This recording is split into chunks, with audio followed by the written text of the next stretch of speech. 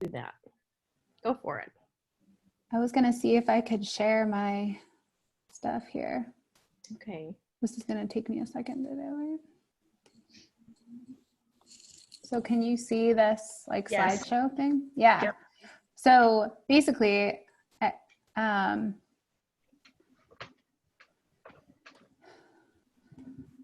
Where'd you go? There you are. if I present like that, is that messing up?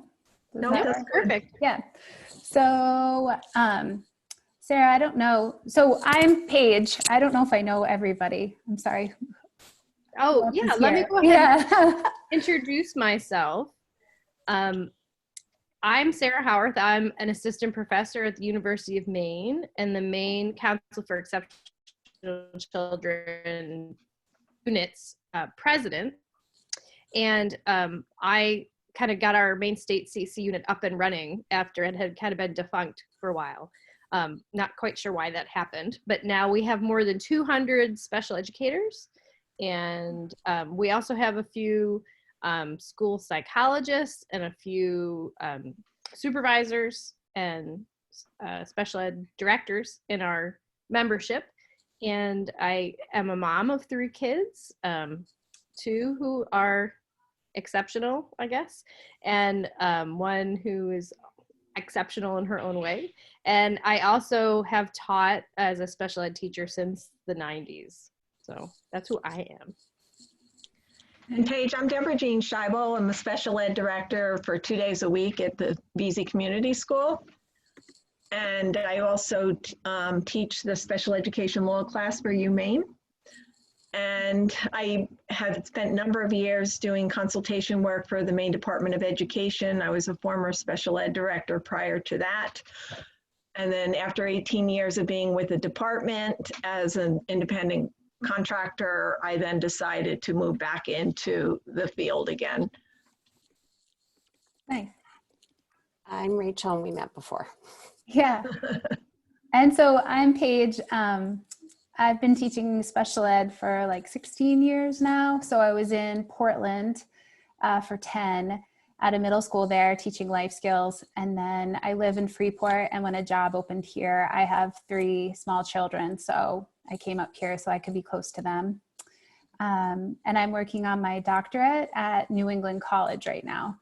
So part of one of the projects that I was doing for that program was sort of starting a group of special educators or getting a group going. And I think when Rachel and I had talked, I kind of talked about my envision, but I think it would be really cool to join us all together because it really is the same.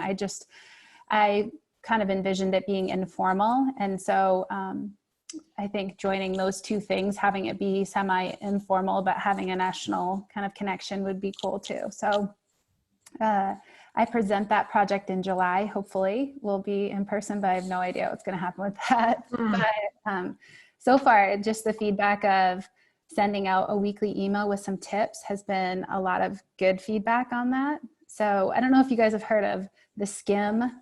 So I subscribe to this email. It just skims the news for you. So if you wanted a daily, like blow by blow of what's going on in the world, and I kind of envisioned that for special educators week by week. So if you had things that you really wanted to dig into, you could, or you could just completely throw it in the trash and don't worry about it. And so that's kind of how it's been going. And then people have been sharing tips with me, and I've only done it twice. So I'll send another one out on Monday, but it's just like, hey, are you tired and need something cool to try this week? Let's do this. So some of the things that I threw in this slideshow were just things that I've been doing that I found successful, and ways to share it with others, really. So. Excellent. Excellent. I love that idea of just the skim, because people are really just overwhelmed with, and we've been talking about this each week, overwhelmed with the enormity of resources and trying to shift out what's good and what's junky and what's just like commercial fluff, Yeah. I think too, parents are feeling overwhelmed too, because most of my students, so I kind of have a mix this year. So I have a sort of a life skills crew because it's a small district, and I have a crew that's more in a resource room. So I've done like some co-teaching and that kind of thing within the classroom to really work on differentiation and that kind of universal design. But the parents have to support students so much on the home end. So every time you roll out some cool new thing that you're excited about, it's like hours of their having to figure it out too, because most students aren't able to just hop on and log in. So yeah, I mean, it's the same stuff that we're hearing from educators everywhere that are doing this, but I thought anything that we can just share with each other, gosh, during this time, it's so needed. So yeah, that's it. Did someone else join? Yes, Tara's with us now, I think. Hi. Tara, I don't know if you've met Paige, but you're both special educators in Maine. I thought you'd want to introduce yourself. Hi, Tara Fraser. Hi, I Tara. teach all sorts of different kinds of things in BZ. Nice. I teach regular ed. I have a regular ed homeroom. I teach resource, and I help with young kid life skills. Awesome. So where is that in Maine? I'm sorry. It's the stoplight in between Bangor and Orono. Okay. Okay. We're about Nice. 4 square miles. Nice. And, Our whole I'm, school is about 140 students, pre-K through 8. wow, that must be challenging. And I'm in Freeport. So, and I teach awesome. kind of the gamut too. So sprinkled in all kinds of things. Yeah. So I thought, Tara, oh, go ahead. No, you please go. Tara, I said I was just going to share some of the things that I've been doing, whether it's helpful for others or not, and kind of just, I thought, like we said, some talking points, some things that are kind of fun to talk about, and other things that I found helpful for a wide range of my students. So I was just going to start. So let's see. So just a side note, my passion really is like this social emotional connections with students. So Tara, I just shared that I'm in a doctoral program. So I'm working on my dissertation right now, and I tested a mindfulness program at the middle school level this fall, but really was interested in the general mental health of students now across the board, not just for students that I service, but just all our students, because that need just seems to be growing and growing. And done some co-teaching this year in the mainstream, and just realizing how many students I was supporting that were not identified as my students, and strategies that I think special educators are really well trained in, but maybe regular educators are realizing they may need some of those strategies more and more now too, because that range is just so huge now. So again, on remote learning, it's been the same. So I just said pets, parents, tours, costumes, one-on-ones, like the huge range of relationship building that we're having to do now, and ways to do that. So I'm still figuring that out.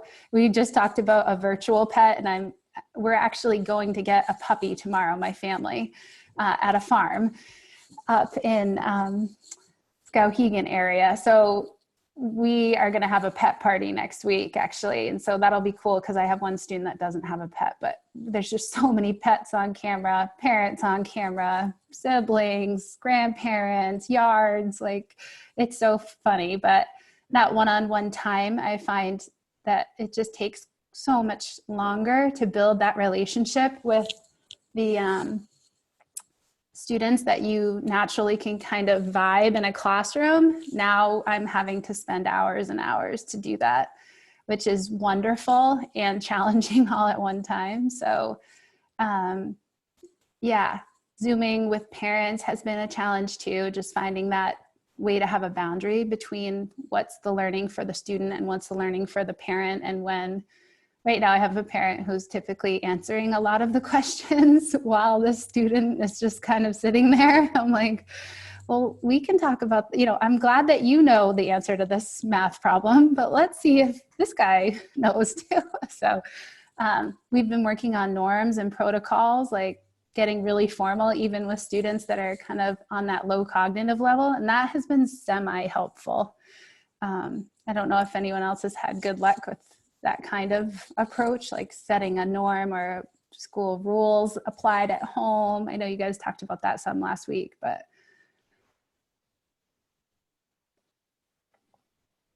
I know that Karen was talking about kind of setting up a schedule and a location in the house, you know, that's kind of dedicated to that, so that their kids know that when they're in that location, they're at school, even if they're in the kitchen, you know, or in a corner of their bedroom, or in, I have a colleague and a friend in California who's a teacher, and she has a newborn, and she has set up her office in her closet. She has, like, you know, this little like section of her closet where she's flipped on like a snake light, you know, to light up her face. And she sits on her little closet shelf with her laptop. And that's the only quiet spot she can find in her house, but it works for her. We're really getting resourceful out here. Yeah.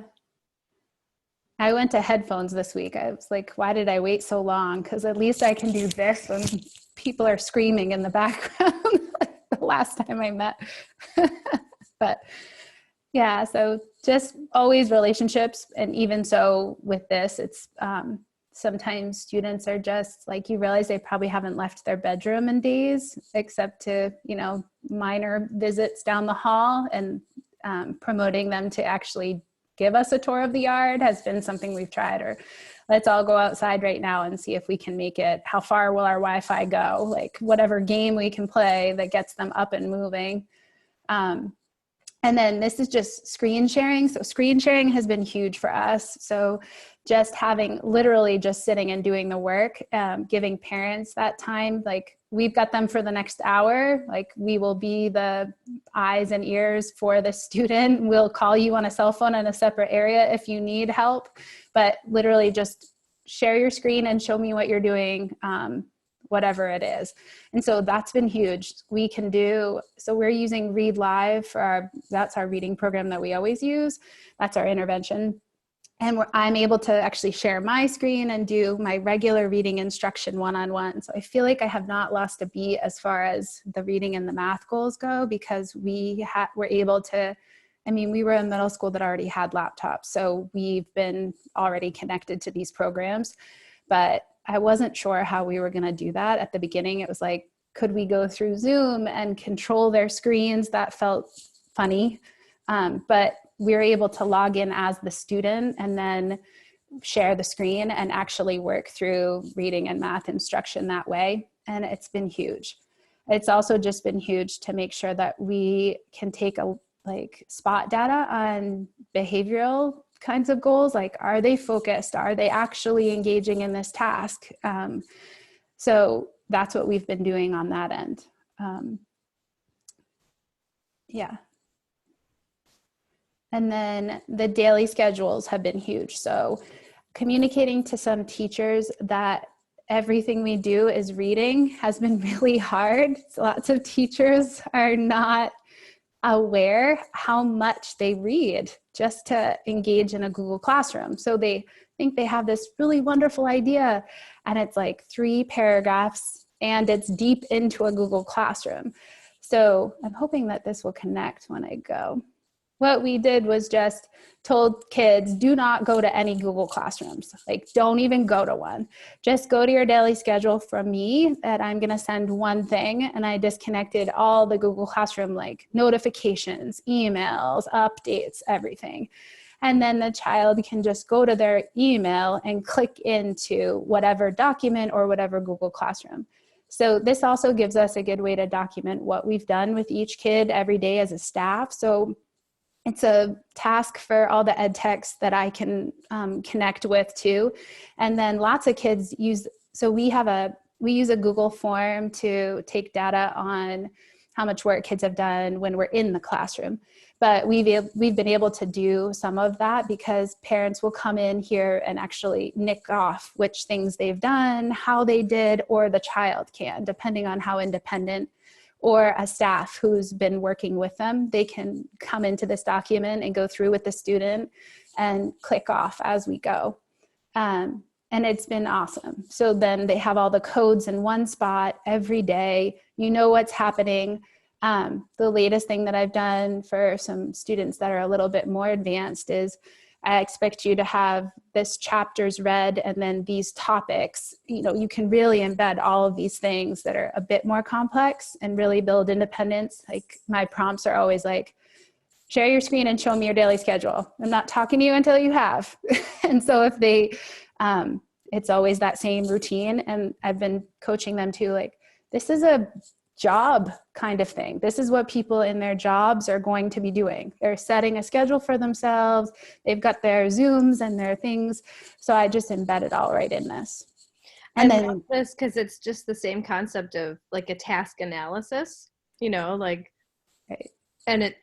But also I love it because as a parent, you know, putting my mom hat on, I've also, you know, having 3 different people in the house, and you know, my husband and I are both working from home too, just trying to keep track of everything. Because you're right. I mean, I have 2 middle school boys who have trouble with executive functioning typically, and they have additional, you know, executive functioning issues.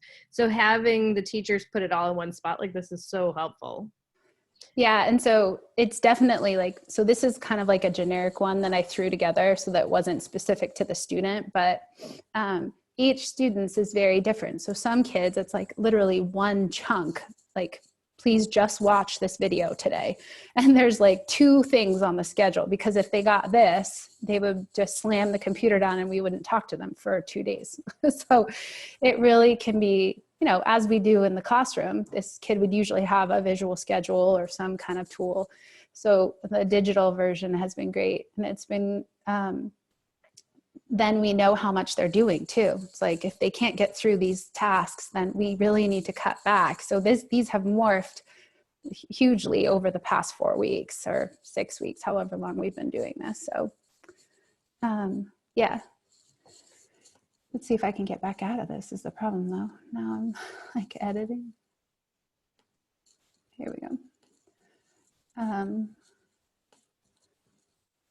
So yeah, and then the next thing I talked to is just the chunking. So lots of teachers, as this has gone on in the mainstream, I've found that they're assigning something on a Monday and it's due on a Friday. And they're like, we're giving them so much time. We're giving them all these tools.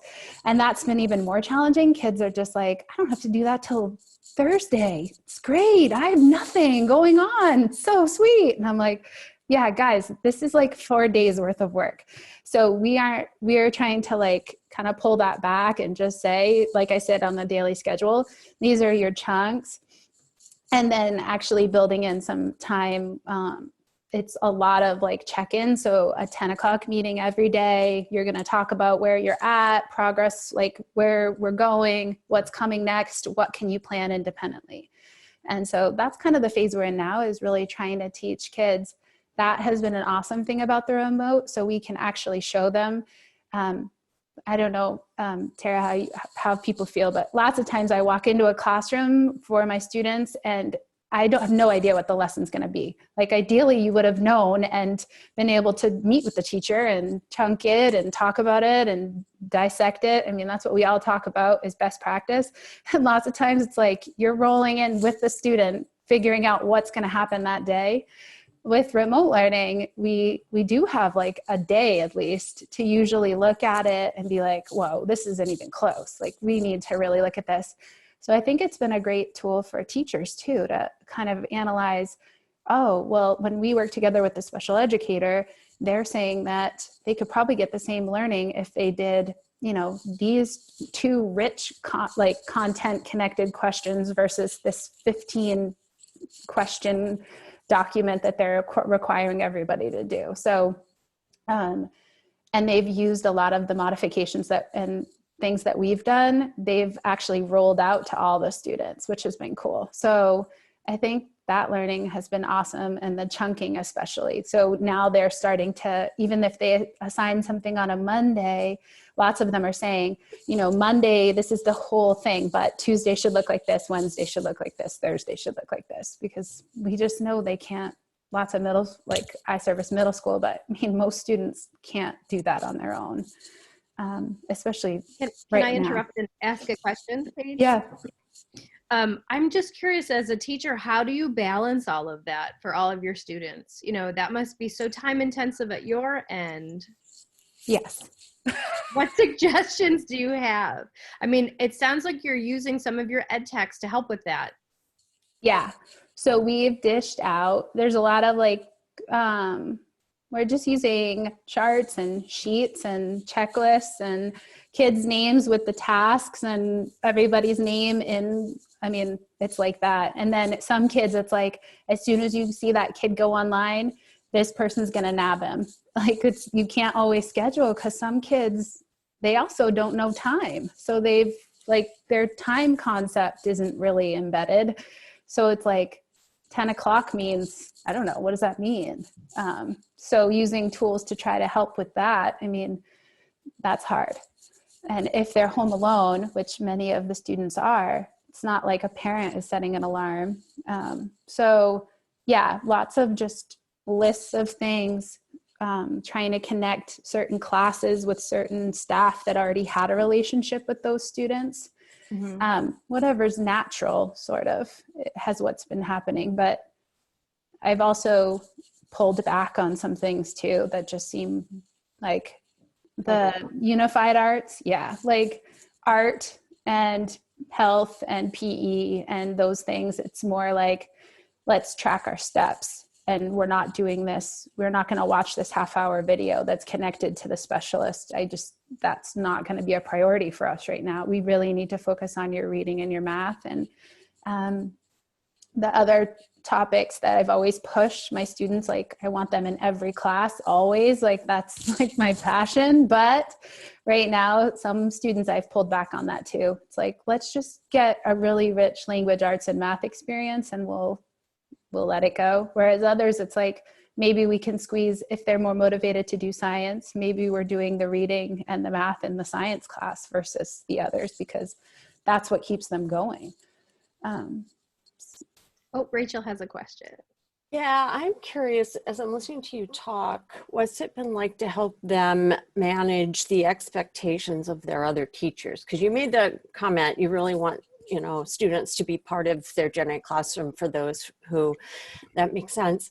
And I'm just curious, how is that working for the kids? Because like you said, and that, they don't always have a good sense of time and they don't always know how to manage time. Yeah.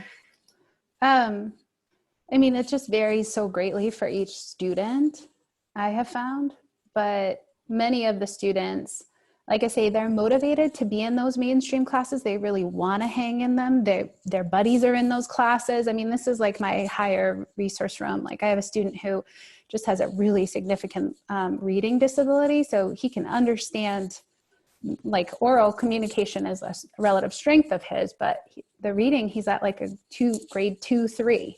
So to be in 7th grade science, sometimes it's like a PDF using assistive technology is wonderful, but it just takes so much time. So it's a lot of screen sharing and doing that kind of basis with him.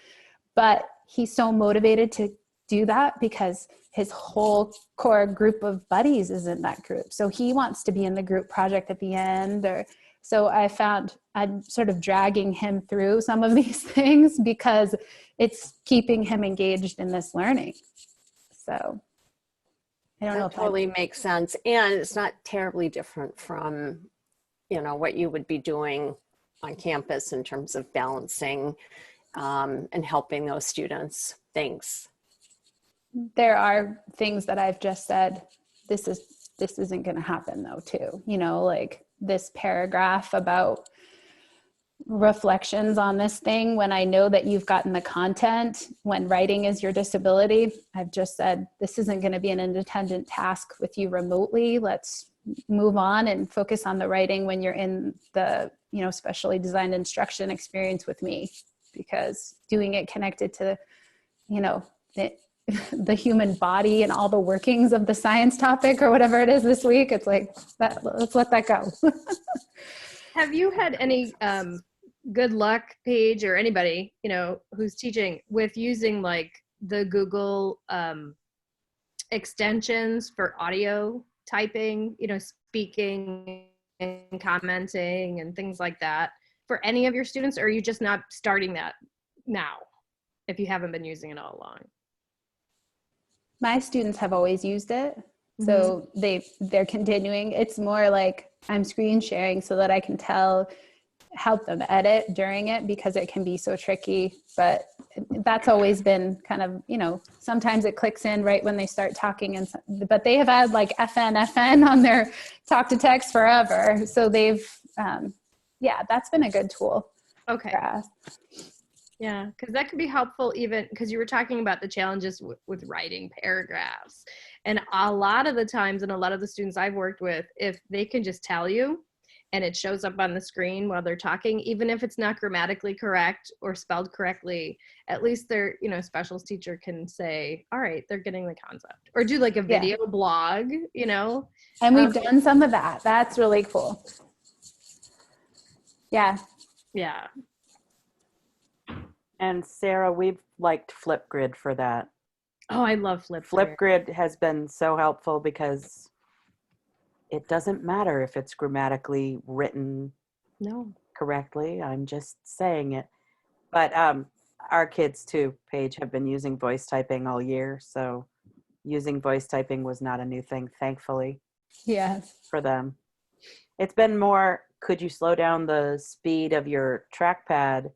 Because I know that you want it all fast and everything, but you have to do this drag and drop activity that the teacher has left for you, and your trackpad is going so fast that it won't pick up the thing and move it because it thinks you've already clicked it. So.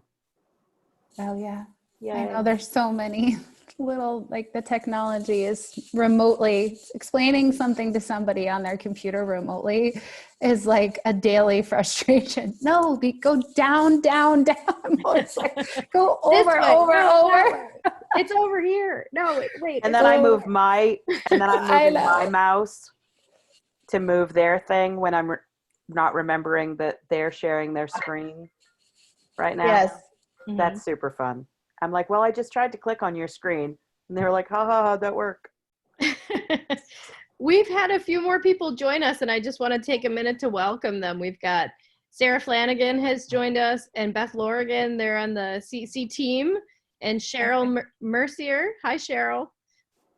Just wanted to say hello. If you guys want to chime in, just jump right in. This isn't very formal.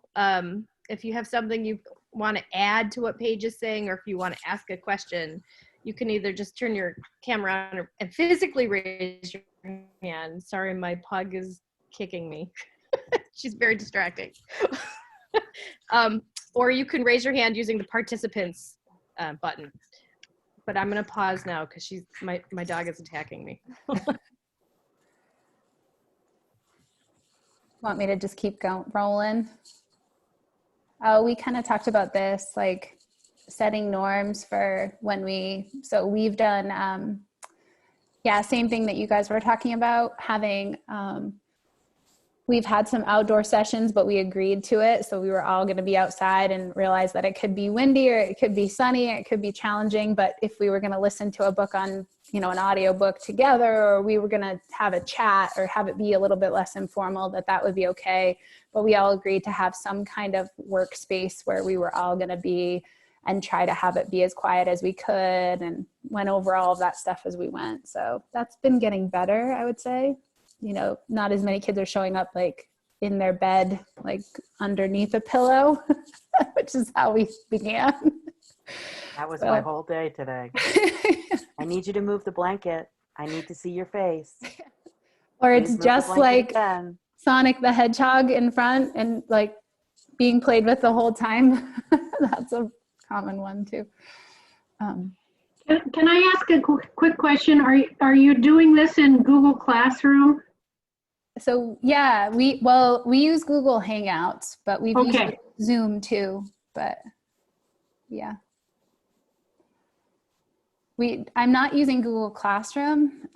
So I shared earlier. So I'm avoiding that right now just because there when you open Right. the Google Classroom for my students, there's like 8 or 10 Google Classrooms, and I find that they open it up and are just completely overwhelmed by. Yeah, we're going to work on that to learn how to do it, but we tried Google Classroom in the beginning and found that the kids just didn't come. With Zoom, you know, it's a little different because we have them there face to face, but where it's a little tricky is when you're trying to work with somebody and you can't see what they're doing. And if they have like mediocre internet and they're like, you know, their mouth is moving, but their words are not coming out, you know, it's just like, it's been challenging. But you know that, I'm not saying anything new. No, yeah.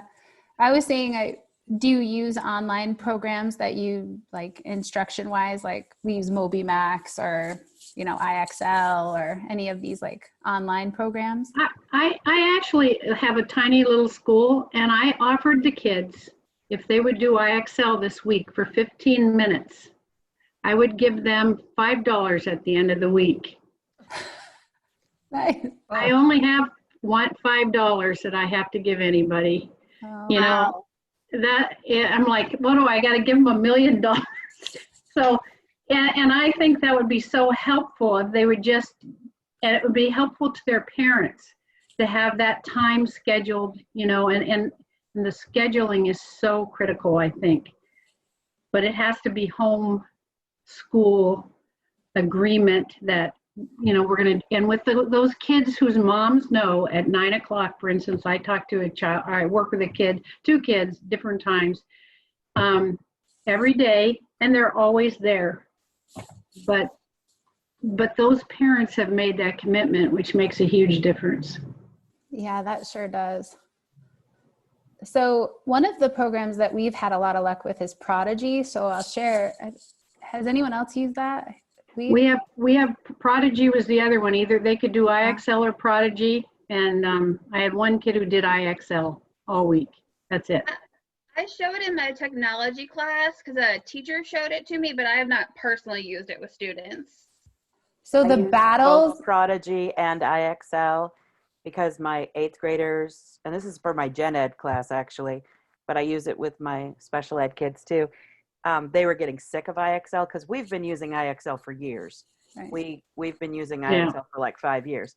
So my 8th graders are like, I got to do more IXL, seriously. And so Prodigy, I thought they wouldn't like because of the platform and the characters and the way they're drawn, and I just didn't think they would engage with it, and they love it. It's like Pokemon. I like it better. Yeah. So I Pretty told them fun. The biggest 80 minutes a week of either, of any combination you want. Right. The biggest motivator we found, and it's more in our, so we call it choices, but it's a behavior program. So we kind of mix in there too, because I kind of work with some of those guys too, is the battles. So you can challenge your class to a battle and schedule it, and then you all battle it out. And then we have done some incentives. So they're on more of an incentivized program, a points program. But kids can earn like, you know, Amazon bucks or like gaming bucks if they win the battle or if they're engaged in the battle. So the Prodigy battles are really cool. My students, and lots of times I go in, so you can be in the same world with your students.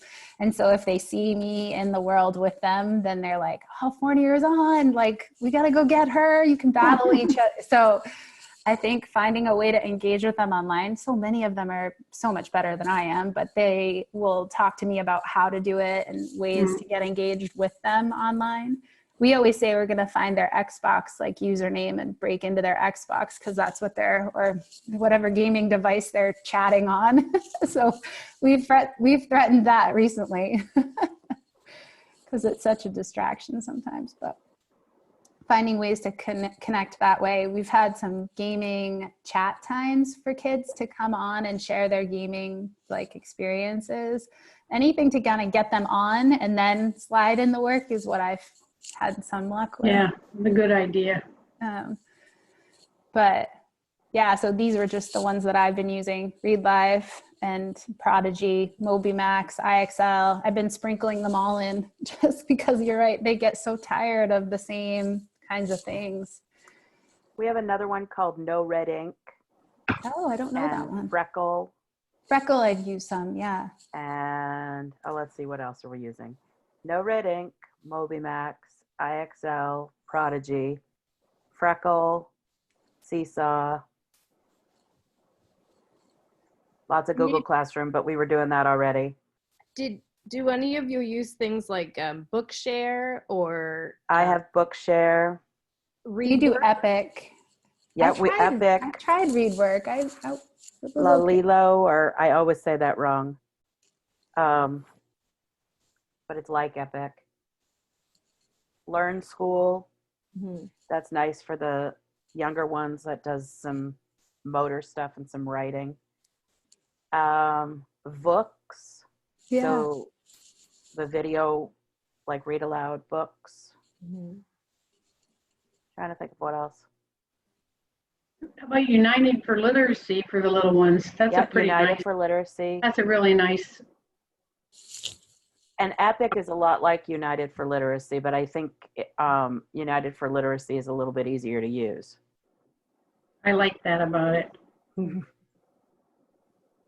I like that for my parents because it's easier for them to like get into. Yeah, we've had good luck with Epic. We're doing a book group right now where I was able to just assign it to them, and then they're reading the chapters on their own or listening to the chapters, and then we're just coming back with some prompts to talk about that. So that's the first time that I've really assigned some independent stuff because I really wanted to try that with some of them. We had been the time before that, we actually sent books to their house. So we did a graphic novel, and I was like, we're not going to be able to do a graphic novel without having it in front of you. There's just no point in not having the actual book. So a bookstore in town actually said that they'd do that for our students, and they loved getting mail. They were so pumped to get a book in the mail and have us all have our books together. It was really cool. It was like the third one, and Witch Boy is the series, and the kids have loved that series. So it was the new one that just came out. We had read the other two, and that was a big hit because we could all kind of look at it, a huge range of reading levels. So I think sending mail has been a big one. So I've been sending weird things to all my students in the mail. They love that. Like things on the back of my cereal boxes, character, like tchotchkes from around my house. Have any of you seen this little flat teacher? Instead of flat Stanley, a lot of teachers are like printing out a Bitmoji of themselves and mailing it to their students. Yes, I mailed a whole bunch out the other day. I love that idea. What is it that they're doing? That's mine. Oh, Yeah, you can make a cartoon Well, that's one of of mine. yourself, and then if you print it out on card, glue it to cardboard or laminate it, you can mail it to each of your students so you can visit them, and they can take you on adventures. Yeah. So Tara, Nice. what are you doing with it? I'll stop talking since you're already doing it. Well, that I just sent home so that they would have somebody to read with or read to, because not everybody has somebody to read to at home. But daily, I use my Bitmoji for my agenda slide.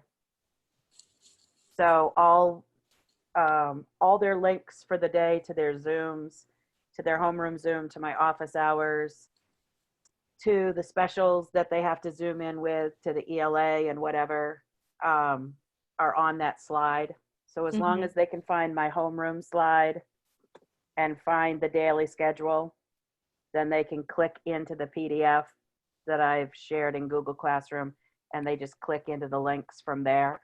And then they don't have to look through their emails or find it. I'm putting a link in the chat box, so if anybody wants to try it, it's free. Oh yeah, I want to try that. That sounds so fun. It's I'm actually ridiculously fun. I'm actually making a background that is the Target store over the weekend. I currently have Dunkin' Donuts. Our librarian is making a ton of them. So she told me she'd make me a whole bunch and just take herself out of it, and I could use them for summer school. Fun. which I'm excited about because then I don't have to make them. It's fun because you can make little puppets, you know, of all of your students, even if they wanted to interact, you know. And There is a way to make a class photo. So you redo your Bitmoji for every person that would be in the class, and then you line them all up like on risers or in the classroom setting that you've made. I related it the other day to color forms. It's kind of fun. like the color forms that you would put on the backgrounds and like peel them off again and just put them everywhere else. excellent. It feels that way to me. One of my good friends has just joined us, Erin. Hi.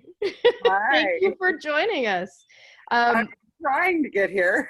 Well, we've got teachers here from Paige is talking to us. She's kind of leading the discussion. And she's down in Freeport, right? Yeah, Freeport. And we're just kind of talking about remote learning, what's working so far. Paige, can you put a link to Read Live in the chat? Because I had heard about that, but I haven't used it. Mhm. Yeah, sure. We've been using Reading A to Z or Raz Kids. Yeah. But some of my kids have gone through, like they're not really ready to go to the next level of books, but they've read everything that like is at that level. Mhm. Right. So it would be neat for them to have something else. Yeah, so Read Live is not free. It's, I think you, yeah, we have licenses that we've purchased. It's a little bit tricky too, so it takes a bit of training, I would say. Okay. It has been, oh, sorry. Oh, no, I was just going to say, is it the online version of Read Naturally? Yeah. Okay, got it. Yeah, it's Read Live, Read Naturally. So my students kind of love and hate it. It's very repetitive, but it is great for fluency and repetitive kind of building of skills that way, and comprehension targeting, because it's the same kind of process each time. So we've been using it for years, and I really love it. But I don't know if I have it here, and I'll send it to you right at the end. Thanks. If that's okay, yeah. Oh, I was just curious if people were talking about ESY. So this is my own like nosiness coming out. So I think that's kind of all I had was just, yeah, we started talking this week about doing it in person. So, Wow, that's yeah. exciting. Yeah. Yeah. I'd be so excited about that. I know ESY has been Oh, God. a topic in a lot of conversations this whole week. Yeah, so we got talking about, should I be doing some skill building around wearing a mask for students? Like, should we be coming to meetings doing some of these things? Because so many kids have not really practiced social distancing. And I mean, it's basically the nature of so many kids' disability is like a personal bubble, or like not touching. And I'm like, this is like, I'm not positive how this is going to work. We're still learning like how to use a tissue and to wash hands after the bathroom. What's happening? So I was just curious what others were thinking. But I'll let everybody chime in. What is everybody thinking?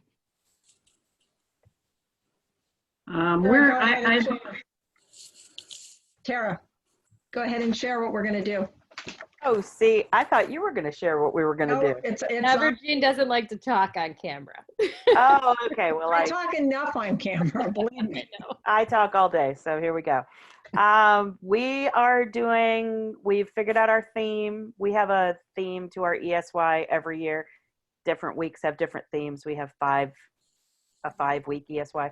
We're going to keep our same schedule, and we're going to deliver it at this point remotely and have virtual field trips and we're going to try and do similar things to what we're doing, build kits for the crafts that we're going to have the kids do, send them to their houses, build kits for like the snacks that we would have made together, send them to their houses. But again, that's like a month away and I can't really wrap my brain around that yet, but that's our plan for now. But we're also going to make a huge effort to engage the kids on a more social level. Oh yeah, our schedule. So that's the big thing, is that what we're finding through the IEP process, that a lot of parents are saying that their kids are not engaging socially. And teachers are reporting that it's hard to get attention for kids when we're trying to do the academic piece. So we said, all right, let's make ESY more a social world rather than an academic world, and to really focus on how can you connect virtually, what does that look like, and how do you really take into consideration your interest level and sharing that with somebody else, and then it being reciprocal. And some of that norming that you were talking about, Paige, like, okay, if we're in a Zoom meeting, what is normal for when is it my turn? When is it your turn? How do I show you my cat? How do I not show you my cat the whole time? How do I know when my cat wants to be put down and doesn't want to be shown anymore? Those kinds of things. Putting the cat in the bathtub and turning the water on. Why? Right. Oh, Norms no. around that. So yeah, we were going to do a social time, and then they go off and do an activity, come back and do an academic time, do another social time. We're talking about virtual bingo, virtual twister, doing some of those kinds of Physical how I get you up and moving, and Yeah, we'll see how it goes. that sounds awesome. We'll see. Talk to me in August. But Paige, your district has already decided they're going to go face-to-face? Well, it's in the works, but it sounds like we might, yeah. So camps are opening June 1st, so they're going with the protocols that the camps are going to do. So it would be, if possible, mostly outside, with a backup plan being, I think, in like a gymnasium. We're discussing visuals of like round circles of tape, like as a workspace, to kind of give the bubble feel for, whatever strategies we can use. And then using buses, like multiple buses, to keep some distancing. Staff would wear masks. I guess the latest is that students don't have to wear masks, but they would be, their temperature would be taken daily. So it would be training staff on that. And then the cleaning protocols and that kind of thing.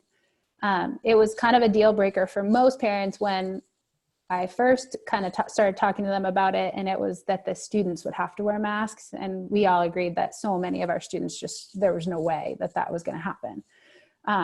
Some could, but since now it looks like campers don't have to wear masks, then it looks like just staff would. And then it would be kind of just seeing how it went. But I would say that 50% of my parents are like a definite no, they'd rather do it remotely. And then the other half is like, yeah, maybe I see the benefits, but I'm still a little bit weary. Like, Right. What's the deal? Want details, want to know how safe it's going to be. We also talked about pushing it way back to like August, and so that we know more then. Mm-hmm, mm-hmm. Are you thinking of doing a combination or just going strictly to face-to-face? I'm actually not working. So I've been in the discussions, but I'm home with my own children.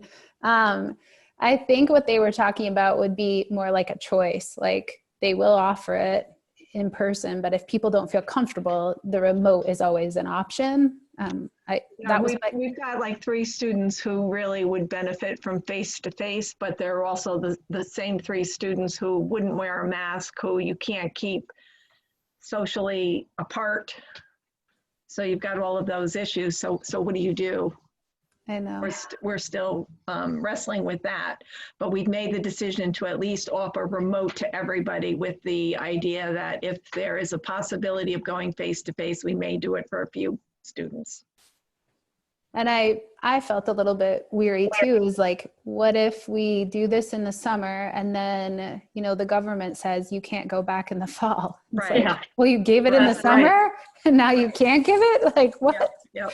So I'm not, I would say stay tuned. The latest was we were going on what camps we're doing in our district. So daycares and camps, it was kind of aligned with thinking of it that way. Paige, does the CDC, did they put in specific guidelines yet for camps and childcare? It looked like what I got was, yeah, I mean, it was what they had gotten from the state. I Okay, know daycares are open with certain. right. I knew daycares were, but I didn't think camps were. So that's new to me. So I think June look at 1st is I when. think That was considered for essential workers, right? right. I think some camps have decided to open and some camps have decided not to open. I know the Boy Scout camp has been canceled, which is a big deal. And I know Yeah. the Pine Tree, I think Has Pine been Tree canceled, has yes. also, and that's the And first Camp time Capella ever. too. Right. New England Music Camp has also canceled for the summer. And wow, that's big too, because they could so has separate. MSYM. Yeah. What's that? So in my University district right camp. now, we're looking at doing a combination of in-person and online, because we have a lot of families and actually a lot of staff who don't feel safe coming back in yet. And we are looking to push closer to August because I have been trying to get that to happen for a while. I just really want kids back in buildings before school starts. So we're looking at running our program Monday to Thursday in August, and having kids in the building that they'll be in rather than all coming together like we typically would do. It's a great idea, Cheryl. Our only concern would be the nursing. Usually we have one nurse for our program because we have about 90 students who access summer programming. Wow. And Cheryl, isn't that a requirement that you have to have a nurse on site for temperatures? Well, I've seen some recommendations around that. I don't know when they're actually coming out. I think that's a discussion, isn't that they're trying to decide what level of nursing support schools are going to be required to have, and they're talking about all kinds of options, CNA, nurses, part-time people, sharing. Is there any funding available for districts to hire more nursing as part of the COVID bill? Like they could take it out of their COVID funds, but they would, I mean, the CARES Act, that'd be the only thing at this point. Because I've heard that there's only like limited COVID funding trickling down to the actual districts, like as little as 3,000, which really wouldn't hire a nurse. You know, No, it's going to be nursing is going to be a big problem unless they allow a lesser level like a CNA, you know, which I personally don't understand why that'd be a huge problem for taking temperatures and, but we'll see.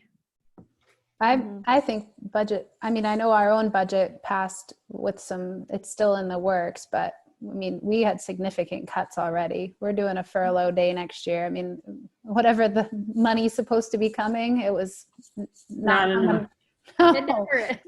No, it was like, you know, cutting all kinds of things. So, and I think they only did one furlough day because they wanted to save one to maybe do if curtailments continued in the fall. So we're preparing for two.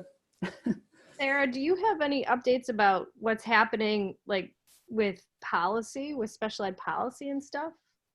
Sarah, me? Yeah, you. Sorry, I just got a phone call. I got distracted. I have not, I know from, sorry, let me pull, I actually just got an email. From our professional organization that's on special education advocacy, it kind of sounds like there's a lot of questions with no answers is my summary for you. Right. So I'm trying to see, there's a bill right now that's asking for $100 billion for education, but it's on the floor and the email doesn't sound positive. Yeah, so I'm trying to read it. I just got it a second ago. Okay. Yeah, it said the impact of the CARES funding is not yet known on schools, and it's not yet known what additional funding could be there. Yeah, it's hard for schools. I do know before all this happened, there was one senator that was trying to push through IDEA with the funding it's supposed to be at, but I'm assuming that's no longer happening. Yeah, that's not going to happen.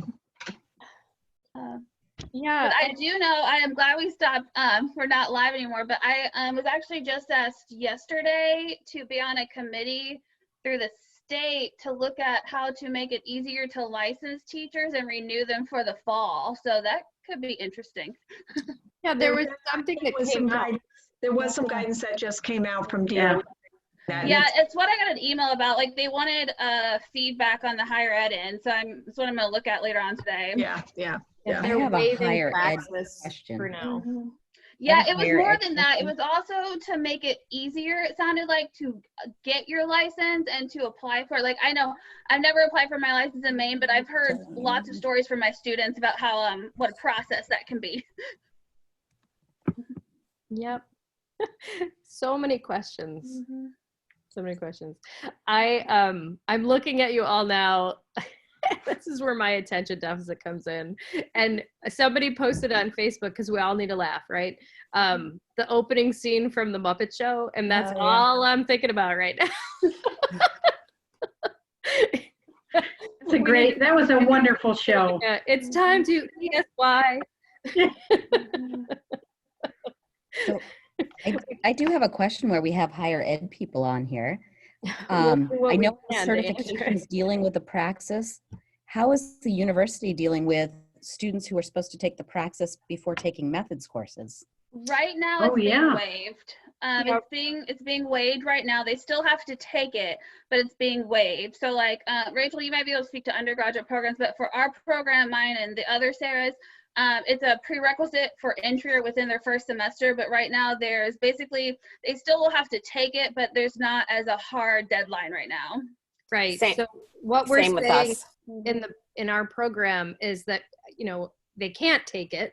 So we're not requiring it because it's not being offered. But then once it is offered for the core, the Praxis core, then they will be required to take it as soon as they. Yeah, because I mean, ultimately they need it for the license. It's not just. Because I imagine it's not just us. there's going to be a line. Right. It's not just for the methods courses, but you can't take the full Praxis for your certification without having had Praxis core. That is not true. One of my advisees enrolled in the wrong test. Yes. She Googled special ed Praxis, not realizing there was more than one Praxis, and took the first special ed Praxis that came up on her Google search, which was actually not, thankfully it was one she needed. But I was like, I'm so sorry, you're gonna have to take a different test now. You also need to see how long this test score is valid for. Right. Oh. So yeah, we're basically waiving it so people can start taking classes. But eventually they'll have to take it when they can. Yeah. Okay. Eventually. All right. I do have a question for all you guys in K-12, if you don't mind me bugging you. I am updating my syllabus right now for Universal Design for Learning and Assistive Technology, and I'm wondering what is something that would be helpful to you guys to know about technology right now, because I don't want to give them so much information that it's overwhelming. I want to give them like what will help them now and not be like, oh, here's this link, here's this link. We are going to talk more about remote learning when we talk about UDL and assistive technology, but I was kind of thinking today, like, what is probably the most important things they need to know without overwhelming them? You How to mean the use least Chrome they need to know? extensions. Yes, the least. I think that's really what I'm saying without, but because I've gotten feedback from a lot of my students that they're so overwhelmed with the technology, they don't know where to start. And so I don't want to create extra that in my class. So like one of the things we're going to start with is we're going to talk more about executive functioning with any type of technology, with the organization, the goal setting, all that good stuff. I would say Google Keep. That has been a lifeline for kids right now because it's an extension. They don't need a piece of paper. They don't need to find a pencil. They just need to have their laptop, and then they can have Google Keep open and make that to-do list, and then they can for the day, and then they can bang through it and check it off, or their parent can check it off, or whatever. I like that. And you already do Google Classroom because we talked about that last week. Maybe other learning management systems like Schoology or something like that.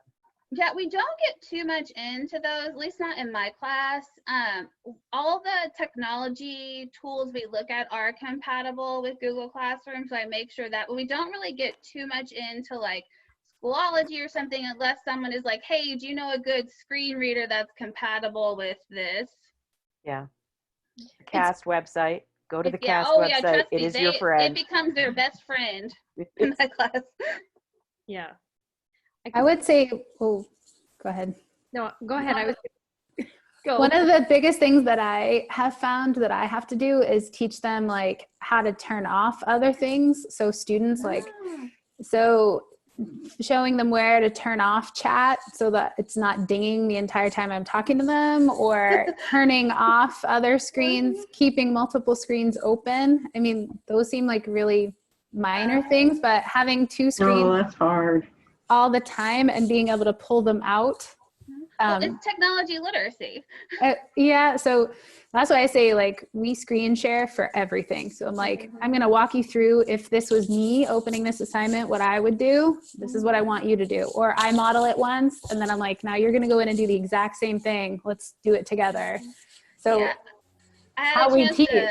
I would say years ago I interned for a company that allowed you as an instructor to take over your student's screen, and it was for the purpose of when like one-to-one tablets were starting to get really popular and online learning had started. And I'm like, this is so mean, but now even teaching online to graduate students, I'm like, I so wish I could take over their computer screen sometimes.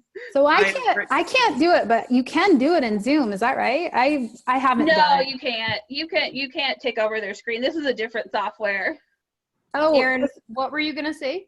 I've written to Google actually asking for that option repeatedly. Yeah, it's, even on my technology class, they'll be like, oh, hey, can you help me enable whatever? And it's so much easier if I can like sometimes click them through rather than being like, stop moving your mouse. Well, it's simple things. So I'm an ed tech at the middle school, and I meet with students every single day, and I have to have them screen share with me in order to see what they need to be doing, because I'm not necessarily a teacher on the classroom. Sometimes I'm listed to students, sometimes I'm not in the classroom at all, etc. So if I had a way to gather all of their information for them to help them navigate, I would love that. But it's not a possibility, so. It's hard. This is so you're not a teacher. I'm just a teacher on all my students' classrooms, even though there's a bajillion of them. No, as an ed tech, I have 50 classrooms right now. Oh, yeah. Way more than I am on a teacher. I'm at a teacher level for most of them, for probably about 47. But there are specific teachers who don't feel comfortable allowing ed techs that power. Or other I'm not really teachers. sure what that's about. So no, and often I do have students that I meet with all the time. I meet with every day, but then I also have students that show up and say, hey, I need help with something, and I'm not involved in that class. Oh yeah, that's hard. So I don't have an option to present what they need help with. Yeah, it's been awkward. They've been great, but it's been awkward. That's a lot of classrooms. That's a lot to juggle. There's a lot of classrooms. It's not that bad. I'm really lucky to work for the district that I work for, and I have a ton of support, and my kids are amazing, so I'm not complaining. I think Maine's doing okay. I do. I've talked to colleagues across the nation, and I really think that we've got this whole like rugged, we're just gonna get on with this and do it. We're gonna help each other, you know. Right. We have some amazing teachers here. We really do. We really do. Both of my sisters are teachers in the Buffalo, New York area. And a lot of them have just stopped teaching new content at all. You know, they're just, they'll post a YouTube video on a topic, or they might do one seesaw for the whole week. Yeah, you know? like my godson and goddaughter are in Indiana, and they're supposed to be on IXL for an hour and a half a day. So their mother said no more school, and I supported her on that decision, because that's a really long time to be on IXL for a 9 and 10-year-old. And what on earth are you going to do on IXL for an hour and a half? I don't know if any of you have been on IXL for longer than 15 minutes, but it's good for fluency building, but it is boring. It is so boring. I mean, they need to embed some more rewards in there, even if it's just like a kitten picture, you know, like they've got to do something to make it more fun.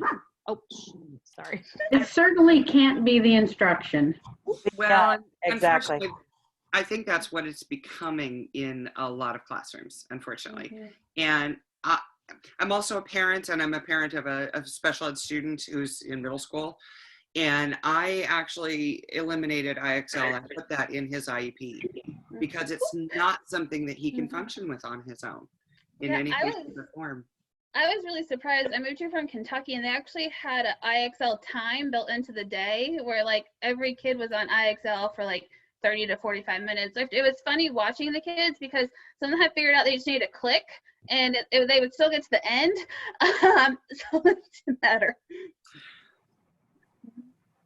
But no, we have some fabulous sped people here in the state.